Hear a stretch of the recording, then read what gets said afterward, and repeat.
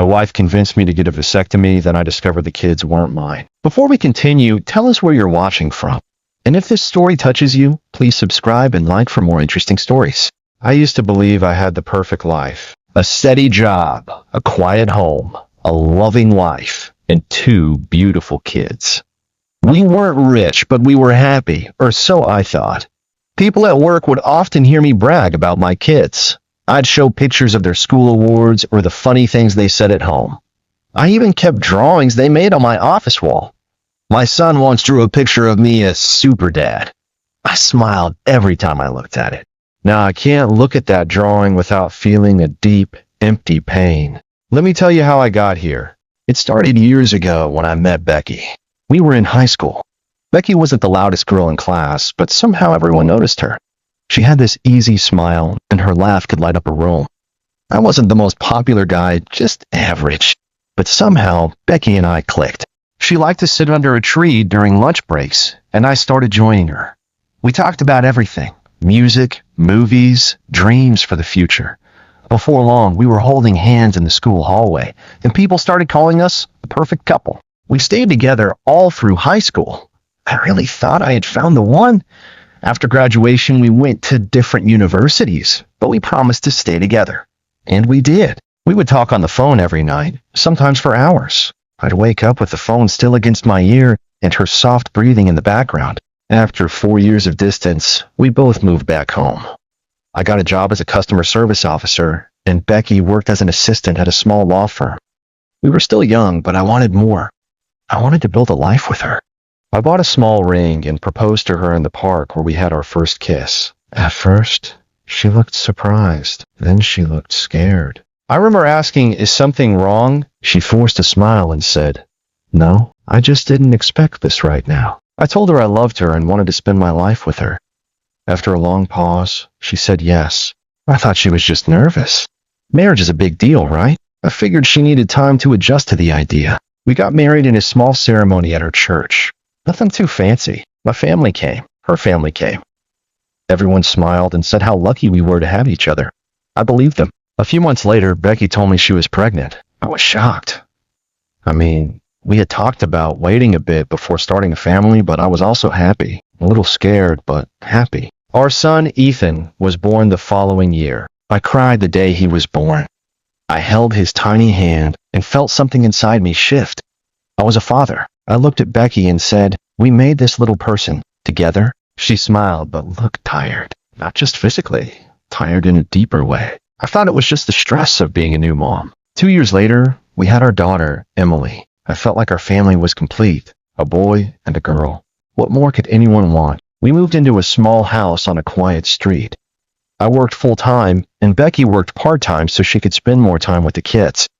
Life was busy, but I was content. But little things started to change. Becky grew quiet. She often seemed far away, even when sitting right next to me. She stayed up late, saying she couldn't sleep. Sometimes she'd go out in the evenings, saying she needed a breather or time with friends. At first, I didn't think much of it. I thought maybe she was just overwhelmed. Parenting is hard. I figured I needed to be more supportive. I started cooking more often, giving her time to rest. I cleaned the house, helped with the kids' homework, and told her to take days off from work when she needed them. Still, she stayed distant. Sometimes I'd ask, "Is everything okay?" She'd shrug and say, "I'm just tired." Other times, I'd hear her phone buzz late at night. When I asked who it was, she'd say, "Just work stuff." She was always quick to lock her phone or turn it face down. Once, she came home smelling like men's cologne. I asked her about it, and she laughed it off, saying she hugged one of her friends who wore too much perfume. I wanted to believe her. I had to. We were married. We had kids. We had history. But deep down, something didn't feel right. Then one day, Becky brought up the idea of me getting a vasectomy. We were sitting on the couch after dinner. The kids had gone to bed. She said, "I've been thinking, maybe it's time we stop having kids." I was caught off guard. "Are you okay? Why now?" She looked serious. "2 kids are enough. We can't afford more, and I'm tired. It's safer if you just take care of it." I hesitated. "We could try other methods." She shook her head. "It's better this way. Permanent. Clean. No surprises." I didn't know what to say. I loved her. I trusted her. So a few weeks later, I did it. I got the vasectomy. I remember lying in the hospital bed, looking up at the ceiling and thinking, I'm doing this for my family. Becky didn't visit me at the hospital. She said she had to take the kids to a birthday party. I told myself it was fine. She texted a simple "hope you're okay" that evening. Looking back, that moment feels like a turning point. I had no idea I was making a decision that would one day make everything clearer and harder. The days after my vasectomy felt strange. I wasn't in much pain, but something inside me felt different. Not just physically, but emotionally too. I kept thinking about Becky. She didn't ask how I was doing after the procedure. She didn't help me get up or offer to cook. She didn't even act like it was a big deal. I tried to brush it off, telling myself she was just busy with the kids or tired, but it still hurt. A small part of me wished she would hold my hand, sit with me, or just say thank you. Instead, life went on as if nothing had happened. I went back to work. I smiled at coworkers. I played with the kids when I got home, but something felt off in the house. Becky was always on her phone. She smiled at the screen more than she smiled at me. She took longer showers. She went out more often, sometimes for hours. I'd ask where she was going, and she'd say, "Just out. I need to breathe." One night, I woke up and she wasn't beside me. I found her in the living room, curled up on the couch, texting. When I asked who she was talking to, she jumped and locked her screen. "Why are you sneaking up on me?" she asked, sounding more annoyed than surprised. "I wasn't sneaking," I said. "It's 2 a.m. I was just checking if you were okay." "I couldn't sleep," she said, then walked past me and went back to bed. I stood there for a long time that night. Something in my gut told me that things were changing, but I didn't want to believe it. I told myself I was imagining things. I told myself this was just a rough patch. Every marriage had them. But I felt like I was losing her, bit by bit. Despite everything, I still tried to keep our family together. I planned a small weekend trip for us. Just a simple getaway to a cabin in the mountains. I thought maybe a change of scenery would help us reconnect. Becky didn't seem excited. "Do we really need this right now?" she asked. "I think it'll be good for us," I replied. "For the kids, too." She sighed, but agreed to go. The weekend was quiet. The kids had fun roasting marshmallows and running around the woods. But Becky spent most of the time on her phone. She barely looked up. She said she had work to do. I didn't press her. That night, after the kids fell asleep, I tried to talk to her. "Are you happy, Becky?" I asked. She stared out the window. "I don't know," she said quietly. "Do you still love me?" She turned to look at me, her face hard to read. "Of course I do." But her eyes didn't match her words. I wanted to believe her. I really did. A few weeks later, something strange happened. I was cleaning up the living room when Becky's phone buzzed on the table. She was in the shower. I wasn't planning to check it, but the screen lit up and a name popped up that I hadn't seen in years. Jamal. The message read, "Same spot? Can't wait to see you." I froze. Jamal, her ex-boyfriend from before we got married. She hadn't spoken his name in years, at least not to me. I stared at the message till the screen went dark again. I didn't touch the phone. I didn't say anything. I just stood there, heart pounding in my ears. Later that night, I couldn't sleep. I lay awake, thinking about Jamal, about the way Becky had changed, about all the signs I had ignored. What if she was seeing him again? No, I told myself it couldn't be true. But a voice inside me whispered, "What if it is?" I started paying closer attention. I didn't tell Becky what I saw. I didn't want to start a fight, not without knowing the truth. But I noticed she went out more often. She said she was meeting her friend Anita. But every time I asked if she wanted me to drop her off or pick her up, she said no. "It's fine," she'd say. "Anita's driving." One evening, I drove past a small cafe near the edge of town. I was coming home from work, and I stopped to get gas. From where I stood, I could see the cafe patio. That's when I saw them, Becky and Jamal. They were sitting close, talking, laughing. She touched his arm the way she used to touch mine. He leaned in, smiling. They looked comfortable, familiar, like two people who had history. My chest tightened. I ducked behind a car, afraid they might see me. I waited until they went inside before I drove away. That night, Becky came home around 10 p.m. She said she had lost track of time with Anita. I nodded. I didn't say anything, but something inside me broke. Over the next few days, I couldn't stop thinking. About Jamal, about the late nights, about the way Becky looked at her phone. And then the scariest thought hit me. What if the kids aren't mine? At first, I pushed the thought away. It felt crazy, wrong. I loved Ethan and Emily. I had been there since day one. I had never questioned it. But once the idea took root, I couldn't stop thinking about it. I started doing the math. Ethan was born barely 7 months after we got married. Becky had said it was an early baby, but maybe she had already been pregnant when we said our vows? I tried to shake it off. Maybe I was overthinking. Maybe I was letting jealousy and fear mess with my head. But I had to know. I had to be sure. So I went online and read about DNA tests. I found a service that let you collect the samples yourself at home. It said results would be sent in 2 weeks. No one would know. I ordered the kit. It arrived in a small, plain box. I waited until Becky was out and the kids were watching cartoons. I told them we were doing a fun science game. I swabbed the inside of their cheeks like the instructions said and sealed the samples. Then I mailed them, and I waited. Those 2 weeks were the longest of my life. I still hugged the kids. I still packed their lunches, dropped them at school, read them bedtime stories. I still told them I loved them every night. But inside, I was falling apart. The envelope came on a Thursday. I had just gotten home from work.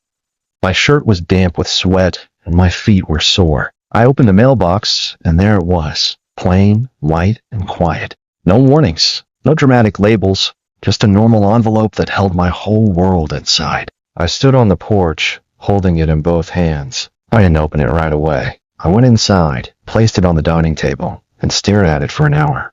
My hands were shaking. I made tea just to keep busy. I told myself I could wait until tomorrow, but I couldn't. When I finally opened it, I sat alone in the living room. The house was quiet. Becky was out, again, and the kids were with her mother for the evening. The paper said it all in simple, cold language. Probability of paternity, 0.00%.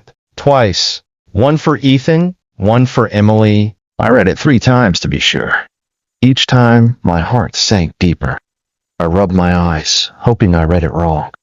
But the words stayed the same. Both kids weren't mine. I let the paper fall to the floor and leaned back in my chair. My body went numb. I stared at the ceiling and tried to breathe. I didn't cry. Not right away. I just felt hollow, like something had been scooped out of my chest, like someone had taken my heart and replaced it with a brick. For years, I called myself their father.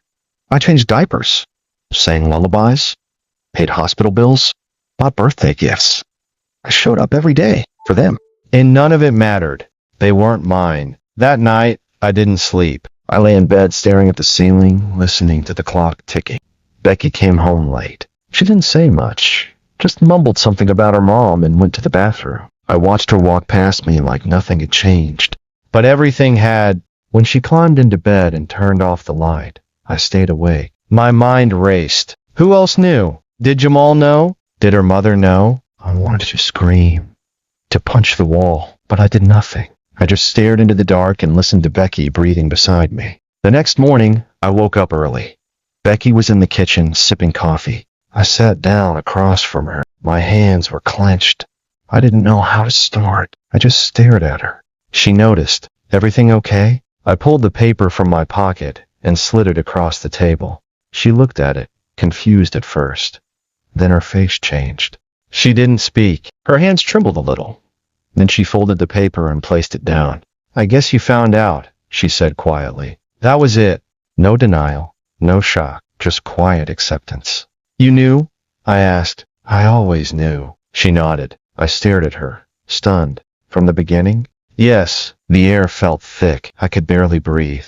You married me knowing? I didn't plan for it to happen that way, she said, her voice low. I was scared. I thought Jamal would stick around, but he didn't. He left. And you were always there. So, you let me believe the kids were mine? I asked. 4 years? She nodded again. I didn't want to lose you. But you lied to me. Tears filled her eyes. I was young. I was confused. I didn't know what else to do. It's not an excuse. I know. I stood up. My hands were shaking. I walked to the living room, then back to the kitchen. I gave you everything, I said. Everything I had. I sat back down, exhausted. And Jamal? Are you still seeing him? She didn't answer right away. Then she said yes. That broke me. All the doubts, the pain, the late nights, it all made sense now. The distance, the lies, the way she looked at her phone, the way she avoided my eyes. "You've been meeting him while I raised his kids?" I asked. She looked down. It wasn't supposed to happen like this. For a while, neither of us spoke. The kitchen was silent, except for the faint ticking of the wall clock. I picked up the DNA results and folded them into my pocket. I didn't know what to do next. Part of me wanted to leave right then. Another part of me couldn't imagine walking away from Ethan and Emily. They were still my kids in every way that mattered, but they also weren't. I went upstairs and sat in the kids' room. I looked at their toys, their little shoes, their drawings taped to the wall.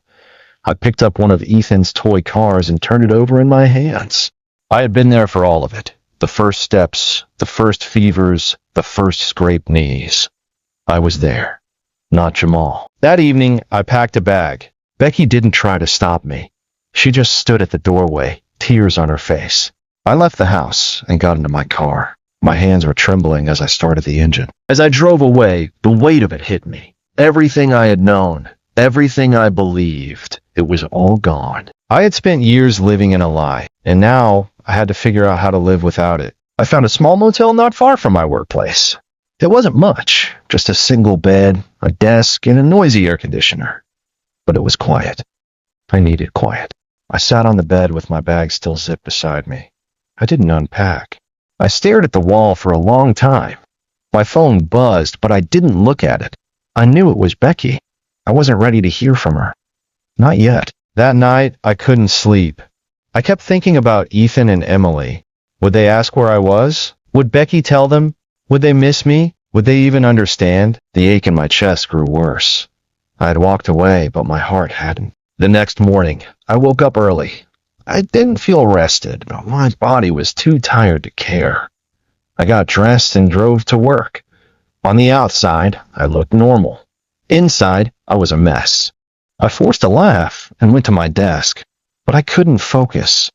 Every few minutes, my mind drifted back to the house, to the kids, to Becky, to Jamal. At lunchtime, I checked my phone. 6 missed calls. 4 from Becky. 2 from her mom. And a message. "The kids are asking for you." Ethan cried this morning. "Please, come home. Let's talk." I stared at it for a long time. I texted back, "I need time." That evening, I sat in the car outside the house. I didn't go in. I just sat there, watching from a distance. The lights were on. The living room curtain moved. I saw silhouettes, Becky and what looked like Ethan jumping on the couch. My hands gripped the steering wheel. I missed them so much, it hurt, but I couldn't walk in like nothing happened. I couldn't pretend it was all okay, so I drove off again. A few days passed. Becky kept calling. I didn't answer. Her messages changed. First gentle, then angry, then quiet again. "You said you loved us. The kids need you. You don't get to walk away from them." But she was wrong. She walked away from the truth first. She built this lie. She kept me in the dark. She took away my choice. And yet, I still couldn't hate the kids. How could I? They had no idea. They didn't choose this. They only knew me as their father. After a week, I called my friend Peter. We hadn't talked in a while, but he was the only person I trusted enough to tell. I didn't know how to say it. So I just said, "Becky lied to me. 4 years." Peter was quiet. Then he said, "What happened?" I told him everything. How I found the message from Jamal, the DNA test, the results, the confrontation, everything. When I finished, Peter was silent for a long time. Then he said, "Bro, I'm so sorry. Do you still love the kids?" "Yes." "Then maybe you don't need to figure everything out right now. Just breathe, one step at a time." That night, I cried for the first time, not just for the lie, but for the life I thought I had. For the bedtime stories, the laughter, the small hands holding mine. For the birthdays, the scraped knees, the "Daddy, look at me" moments. I cried because I didn't know where I belonged anymore. A few days later, I returned to the house. I didn't tell Becky. I just wanted to see the kids. She opened the door and looked surprised. Her eyes were red, like she had been crying. "You came." "I'm here for the kids," I said. She stepped aside. Ethan ran to me first. Emily followed. I held them both and closed my eyes. For a moment, nothing else mattered. As I drove away that night, I knew one thing for sure. I loved those kids. But loving them didn't erase the truth. And the truth was heavy. So heavy I didn't know how much longer I could carry it. Weeks passed. I didn't move back home. The motel became my new base. The room never felt like home, but it was all I had. Some nights, I just sat on the edge of the bed, staring at the wall. Other nights, I drove aimlessly around town. I didn't know where I was going. I just knew I couldn't sit still. I still visited the kids, sometimes once a week, sometimes twice. I picked them up from school, took them for ice cream, played at the park. I never said a word to them about what I had discovered. They were innocent. None of it was their fault. But every time I looked at them, I saw Jamal's face. It made my chest ache, not because they looked like him, but because they didn't look like me. And now I knew why. One night, Ethan asked me a question that stopped me cold. "Daddy, why don't you sleep at home anymore?" I tried to smile. "Daddy has some work to do. Grown-up stuff." He looked at me with those big eyes. "But don't you miss me and Emily?" "Every single day," I said. He wrapped his arms around my neck. "Then come home. Please." My throat tightened. I had to look away. Later that week, I saw Becky again. She had packed the kids' school bags and was standing at the door when I arrived. "Jamal wants to meet them," she said without warning. My body froze. "What?" "He's been asking," she said quietly. "He says he wants to be in their lives." I stared at her. "Now? After all these years?" She nodded. "I didn't tell him everything. Just that. They're his." I stepped back, anger rising. "You lied to me for years. And now you want to let him in?" "He's their real father." I raised my voice. "I was their real father. Where was Jamal when Ethan had the flu at 6 months? Where was he when Emily had her asthma attacks? When they needed shoes, when they were scared of the dark, when they fell and cried for someone to hold them? Now he wants to play dad?" I asked. "He doesn't get to just show up."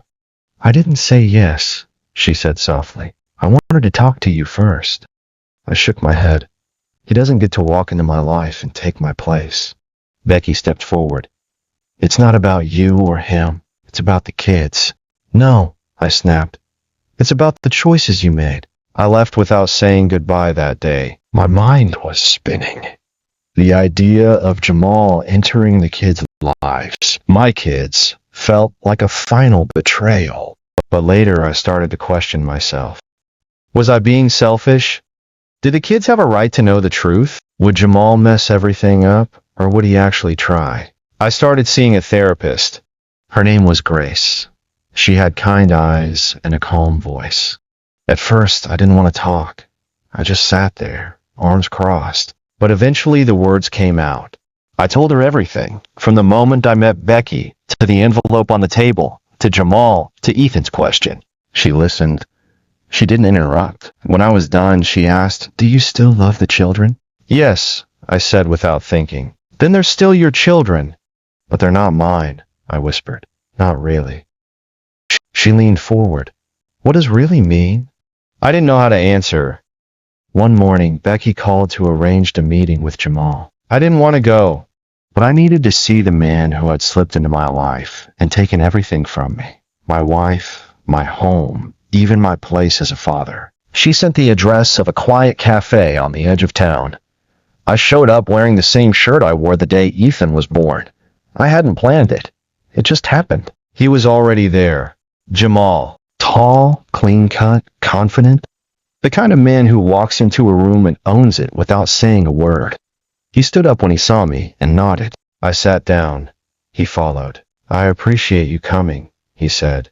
I didn't answer. He cleared his throat.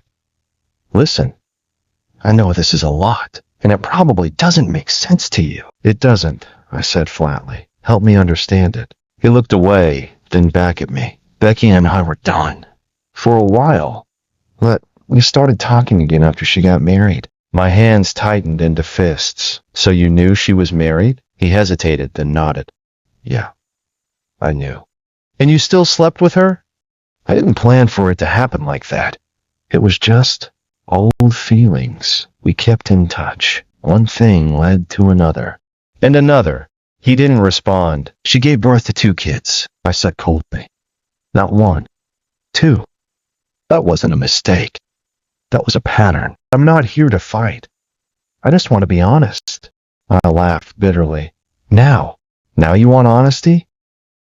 I didn't know they were mine, he said. Not for sure.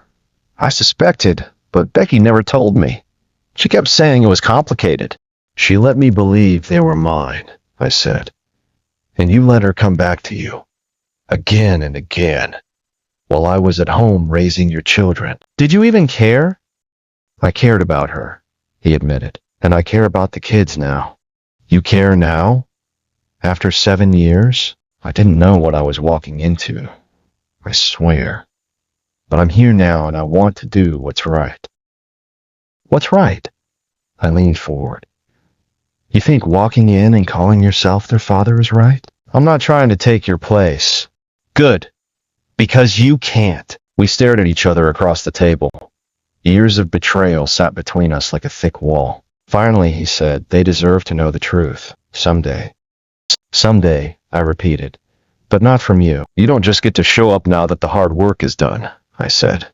I did the diapers, the midnight feedings, the hospital runs, the homework, the birthdays, the nightmares. Where were you then? I was stupid, he said. Selfish. You still are. I get it, he said. You hate me. No, I replied.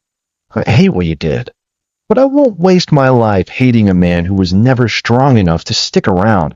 If the kids ever want to know who you are, I said, I won't lie to them. But you will not show up at their school. You will not try to drop by. You stay out of the way. They don't need your confusion. They need peace. I'll respect that. You better. I stood up and walked away. I didn't shake his hand. I didn't look back. Outside, the sun was bright, but everything felt gray. I sat in my car and rested my head on the steering wheel. The meeting didn't fix anything. It didn't make me feel better, but it gave me clarity. Jamal might be their father by blood, but not by love, not by time, not by sacrifice. Life didn't change overnight. Starting over sounds simple, but it's not. It's not about just moving out or buying new furniture. It's about waking up every day and choosing not to fall apart. Choosing to move forward, even when every part of you wants to go back. I started small. I found a new apartment. Just 1 bedroom, a small kitchen, and a narrow hallway the kids loved to run through. The floors creaked and the windows stuck, but it was mine. A space that wasn't built on lies. I set up a corner of the living room with their favorite books, coloring pads, and puzzles. I called it the kids' spot. Every time they visited, they'd run straight to it. That made me smile. We were creating new memories, honest ones. I started taking better care of myself. I had neglected so much while trying to keep my old life from falling apart. My health, my friendships, even my hobbies. Now, I woke up early, went jogging some mornings, cooked actual meals instead of eating whatever was fastest. I called my parents more. I even joined a group of single dads that met once a week. Just sitting in a room with other men who'd been through similar storms helped. We didn't always talk much. Sometimes we just listened. One guy there had been through almost the same thing. His wife had also hidden paternity. We didn't trade all the details, but just knowing someone else had survived, it made me feel less alone. The kids and I fell into a routine. Tuesdays and Thursdays after school. Every other weekend. We baked cookies, burned most of them. We went to the park. We read bedtime stories, even if they fell asleep halfway through. One night, Ethan curled up beside me and said, "Daddy, I like your house better. It's quiet here." That nearly broke me. Not because he said it, but because he meant it. Emily started calling it Daddy's Cozy Castle. That became our inside joke. I also kept seeing Grace, the therapist. At first, I told her I didn't know what I wanted from these sessions. Eventually, I admitted the truth. I'm scared I'll always be broken, I said. You're not broken, she replied. You've been wounded. That's different. She helped me unpack the guilt I didn't know I was carrying. The guilt of leaving.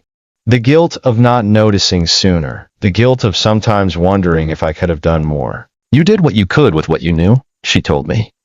And when you knew better, you made a new choice. That's healing. I kept writing letters to the kids, not to give them now, but for when they're older. I wanted them to know my side of the story, without bitterness or blame.